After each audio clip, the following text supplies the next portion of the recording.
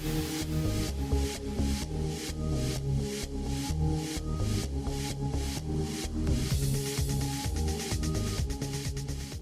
Lanka used to be Ceylon. Yes. We officially called it Sri Lanka from 1972. Just for us to pronounce it better, right? Better, easier. How would you describe China and Sri Lanka relations with 3 words? Friendly, warm, and mutually supportive. Tell me something from your country that I might not be able to find anywhere else around the world. You know the word serendipity. It comes from the word serendip, one of the names that the ancient world used with reference to Sri Lanka. Serendipity means literally coming across something unexpected and truly surprising as you go along your path. Sri Lanka is that sort of place. What do you miss from back home right now in China? Just at this moment, the weather. How different do you find China from Sri Lanka? There are big differences, obvious differences. China today is not the China of a few years ago. Mm-hmm. It's technologically very well advanced. It has got beautiful modern cities. And then surprisingly, all these cities are green. They've made a great effort to keep the beauty of these cities intact with greenery. China is also pays a lot of effort to its cultural heritage. The historical sites are well looked after, well protected, and there are things that Sri Lanka can learn from this approach. Then again, China, from being a country that was drowning in bicycles, today it's clogged with motor cars. The most expensive motor cars are seen in abundance in this country. The communications are easy. The airports are fancy, really fancy. How confident are you that Sri Lanka could become a perfect travel destination? I'm very confident because if it has been a travel destination for thousands of years, it can only continue along that path. And then today we have more things that we can offer to a traveler.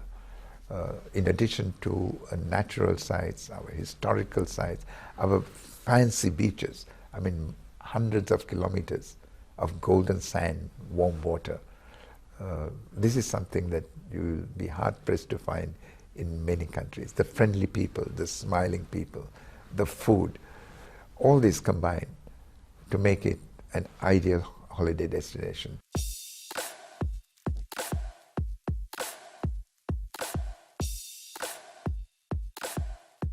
This is my dining area. Normally I have our dining, people come when they visit me, they dine here. I find that the Chinese traditional table is very useful when it comes to intimate conversation. So I will introduce this to my house when I go back home. Okay, so you plan to bring a table, Chinese traditional table? Table back home. Okay.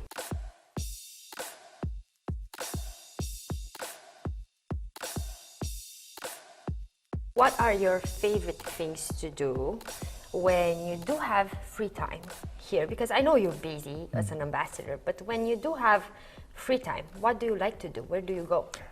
I like Chinese history and culture, so I have been to many museums, not only in Beijing, but in other cities also. I like visiting the different cities, because China is not, I mean, you have dynasties which developed in different cities, and cities look different, so I like going to these cities. What are the biggest challenges for a diplomat in China? I think the language is the biggest challenge. The language is the biggest challenge, and there are many diplomats who are very familiar with the language, and I believe that they are at an advantage. For me, when I was a junior officer, I wasn't posted here, I wasn't given any training, so I am a little handicapped when it comes to language. I think that's a big challenge.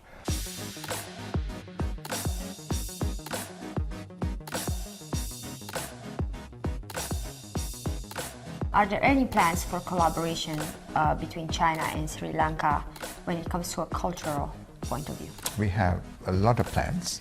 One is China is translating 50 publications in Sri Lanka into Chinese.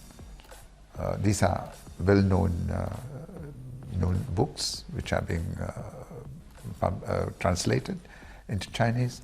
At the same time, 50 Chinese books will be translated into Sinhala, the official language of Sri Lanka.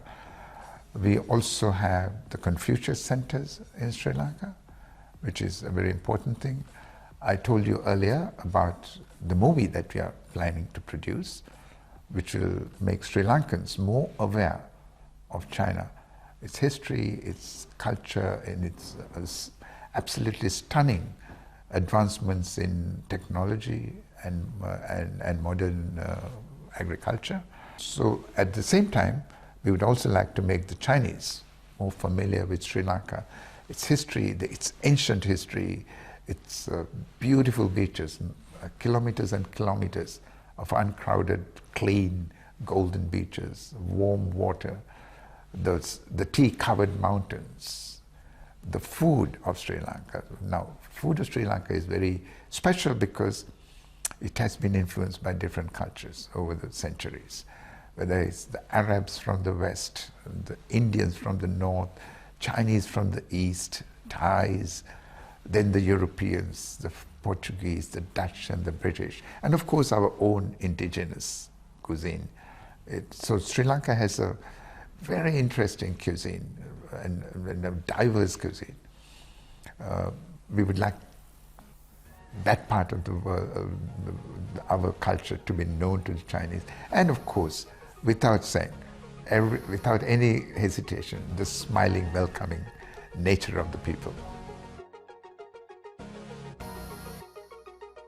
Thank you so much. Thank you. Thank you. Have a wonderful day.